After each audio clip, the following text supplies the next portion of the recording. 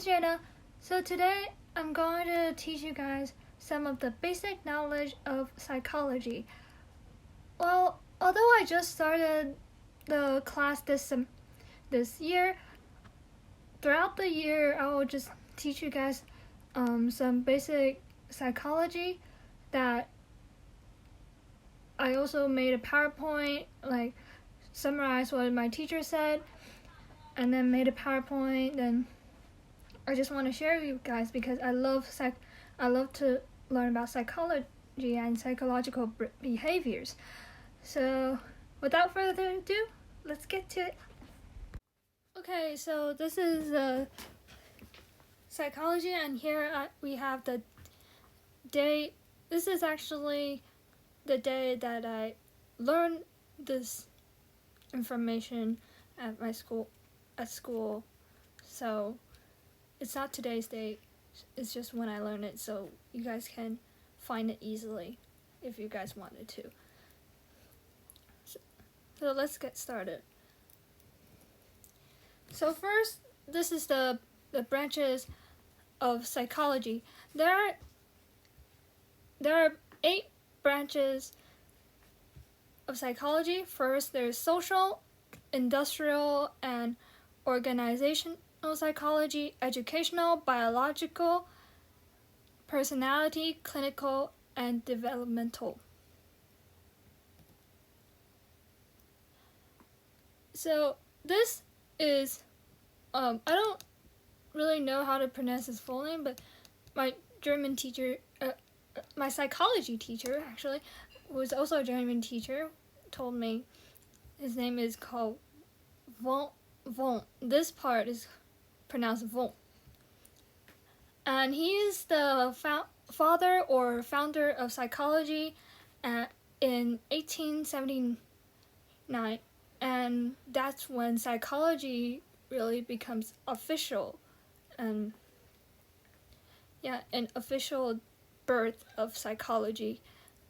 So von built the first institute for psychology, so where he can study the mental behavior of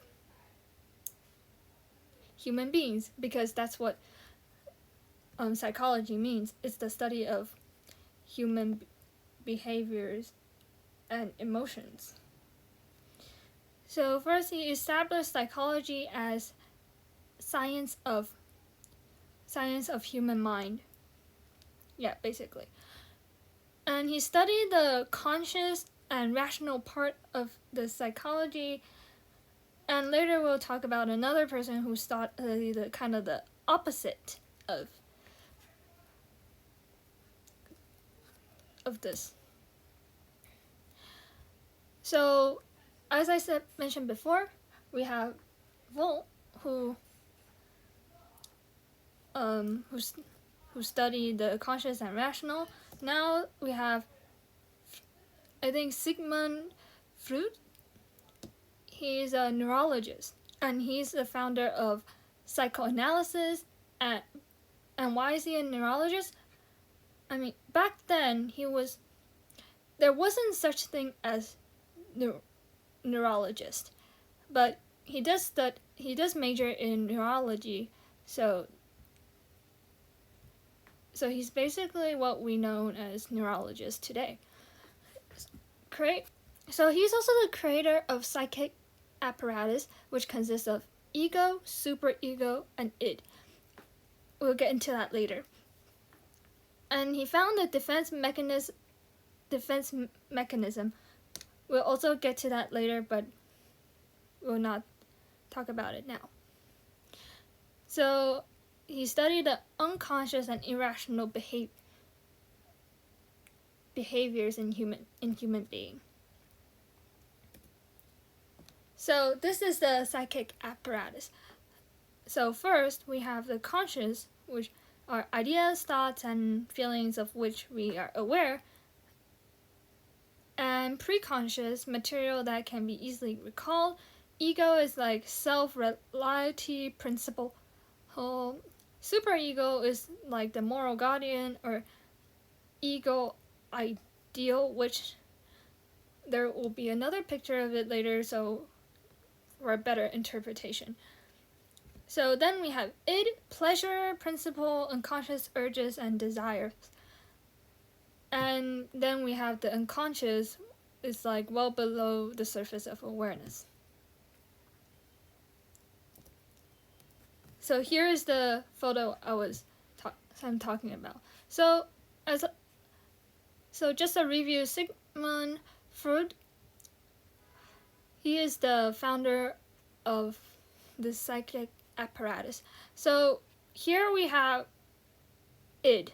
Id is like the kind of like the devil in your brain. So he's like, oh, then like for example, it says, oh, we should go steal something. I know it's like an obvious example. And then we have ego, which is self. Like let's use this example instead. If you're really poor and you have no food, you're really hungry, it says,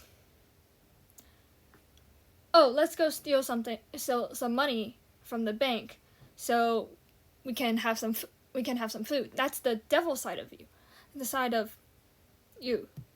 So that's what it is in charge. And an ego is like yourself. You're in between id and superego.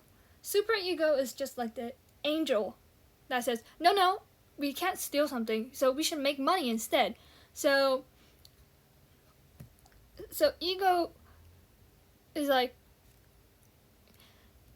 it's like us trying to choose between who to listen to. Should we listen to it or superego? But usually it's the superego we listen to. Okay, this is different kinds of defense mechanism. So first, what is defense mechanism? Well, it is a reaction to avoid negative feelings or emotions. They want to kind of like defend or protect your emotions. For example, like I'll talk about suppression. Suppression, let's say the example my teacher gave me was a soldier coming back from war. Like, when the soldiers came back from war, they're usually traumatized because they see a lot of their friends dying, they see a lot of blood, and they see a lot of horrible things. So, if a doctor wants to try to help this soldier out, or I should say, this psychologist wants to help this soldier out, they'll sometimes ask, oh, what's triggering this emotion, or why are you scared, or why are you having this trauma? But this suppression makes that memory locked away into your long-term memory, and you kind of forget it, but not really, because they're not because when you forget something, it's just something that sometimes is not accessible unless you're under some kind of certain condition. Like, you are back at the place where you see war, you see that war was happening, that you fought, that soldier fought in, and triggers some flashbacks and stuff like that. That's suppression, because it's avoiding themselves from being sad and really, really traumatic. So these are one example. So this is another very common for me, defensive mechanism. It's called rationalization. It's basically what it sounds like. Rationalizing something that is actually wrong. So say a person did something bad. They'll do something bad, or how about a smoker? I don't know if it's gonna be a correct example, but something along the lines of, oh, smoker, they kept smoking. They know it's bad for them, but they kept on. But what they tell the others was, oh, smoking doesn't harm my body, or something like that, or like alcohol. Is that, oh, actually alcohol is bad for you, but the person will say, oh, it actually helps you, and it helps you kill the germs in your body. That's rationalization, making something that's wrong and rationalize into something right. So when you are using rationalization as the defense mechanism, you're basically protecting your self-esteem. So you don't want to admit that you're wrong. So displacement. It's like, displacement is transferring thoughts or feelings toward one person or object onto another person or object. For example, if you're really angry, you punch the pillow, or if one's boss scold them at work and say their work is terrible or something like that, and they came home and let it out on their kids or their wife, something like that. That's displacement. So here's another example. A person who is angry with boss comes home and yells at the spouse. Yeah. And regression is really sometimes common. Like, usually regression happens when people are feeling stressed, or they have kind of like some kind of bad childhood, or they just want to return into like somebody who's dependent, so they can not say they don't have to be the one responsible. So that's why usually when people regress, or age regress, they tend to like regress to age around 3 to 8-ish, like before adolescent, because when you're adolescent you start to become more independent and dependent, but that's not what they want. So usually, most commonly, it's probably like 3, because they want to be treated like a child again. So here's the definition, and this is really common. An adult has temper tantrum when stuck in traffic. That's another example. Introjection. It's basically like, yeah, I'll just read the definition here. Taking on the qualities or attitudes of others without thought or examination. Like, example will be, a person may take on the political views of a famous or admired actor. And reaction formation is like, the definition is behaving in a manner or expressing a feeling opposite of one's true feeling. For example, like here it says, a parent who is resentful of an unplanned child becomes overprotective. Like, they're not happy. It's kind of like they're not happy with the unplanned child, and then suddenly, but when the child was born, they become overprotective of them. Yeah, reaction formation. And repression, keeping an unacceptable thoughts or traumatic events buried in the unconscious. Well, I think that's kind of like suppression. Okay, I'm not gonna read that example. You guys can read it themselves due to.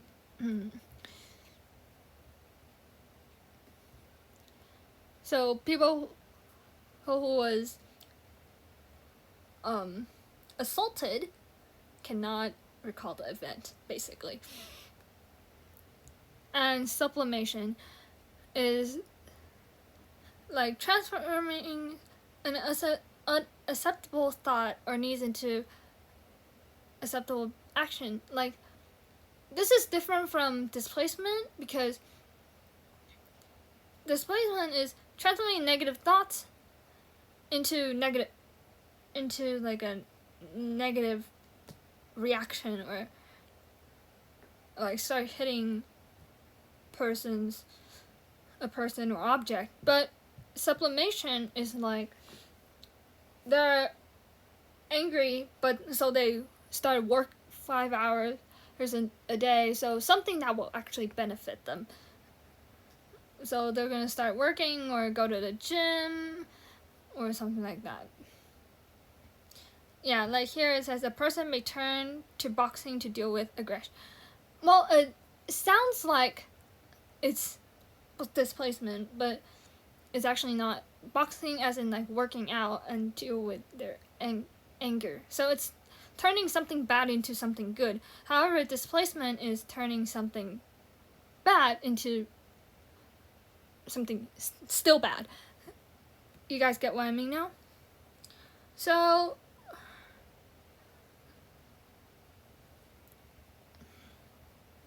and then we have projection.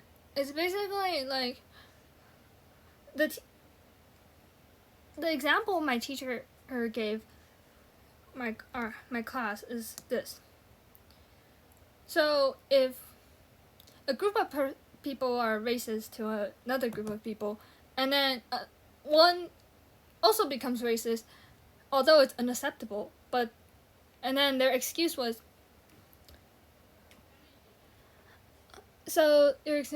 oh, so they're like,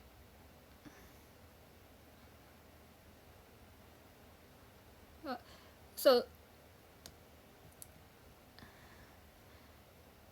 I think that's projection. And so it's gonna be like like I said, racist person to a group of racist people, actually, sorry. And one is also racist. They said, oh, because that group of people is racist, something like that. But it could be I could have gotten mixed up with introjection, because let's look at the definition. The definition for this is, this involves an individual attributing their own unacceptable thoughts, feelings, and motives to another person. So you might hate someone, but your super ego tells you, this is an example, but your super ego tells you that such hatred is unacceptable. You can solve the problem by believing that they do it. They are actually like that. So I probably get mixed up with introjection, because introjection is the one that I said earlier, like the example I used earlier. This one I think is a little bit different. Sorry for the mix up, and that's it. So that's it for today, guys.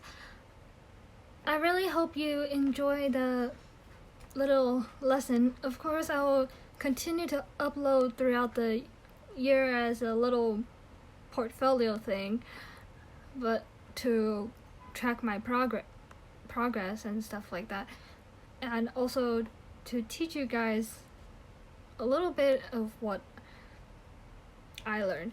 So I'm not a professional, so this is just the really, really basic of stuff, and I'm just summarizing what my teacher taught me. So please don't compare me to a real professional, because I'm only in high school and I really don't know really deep into what the psychology. I'm just only at the surface right now, but my dream is to become a clinical psychologist in the future, so that might actually help because I really want to help more people who are actually in need, and I can't wait to continue the psychology lesson. So see you guys next time. Bye!